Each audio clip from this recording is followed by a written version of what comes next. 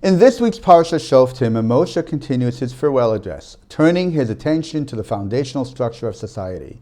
He begins by emphasizing the importance of law and order, reintroducing the role of judges and officers, those tasked with adjudicating disputes and upholding justice. But Moshe makes it clear, a functioning society requires more than just judicial oversight. It needs enduring, inspiring leadership. Figures like Moshe and Yoshua serve as national leaders, but their leadership is inherently temporary. They stand alone, without successors, leaving the nation vulnerable to instability once their tenure ends. To address this, Moshe introduces the possibility of appointing a king. Given the apparent benefits, centralized authority, and long-term continuity, he anticipates that the people will eventually request a monarch, as other nations have. Yet a Jewish king is not the same as a non-Jewish king. To prevent the abuses commonly associated with monarchy, Moshe outlines how a Jewish king must differ from his counterparts.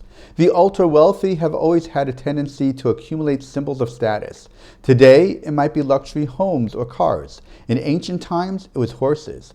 Egypt was renowned as the premier source for high-quality horses, and Moshe warns that a king must not become a horse collector, a symbol of excessive opulence, lest it lead individuals or even the nation back toward Egypt, whether physically or ideologically. This is something the Torah explicitly forbids. As Rashi and others explain, horses themselves are not prohibited. The king may retain what is necessary for the functioning of his kingdom and military, but not for personal indulgence.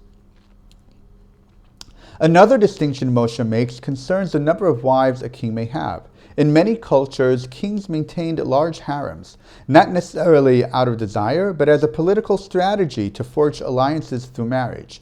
The Torah sets a different standard. A Jewish king is not meant to build his power through diplomatic entanglements. While treaties and international relations are part of governance, the king's authority must be rooted in spiritual integrity and national responsibility, with his eyes turned toward God. Women hold profound influence within the home, and having many wives, especially foreign wives with foreign values acquired through political alliances, could sway the king's judgment, erode his commitment to Torah values, and ultimately compromise his ability to govern God's people faithfully. Finally, Moshe warns against hoarding wealth. Even at the beginning of the parsha, we see the corrupting potential of money.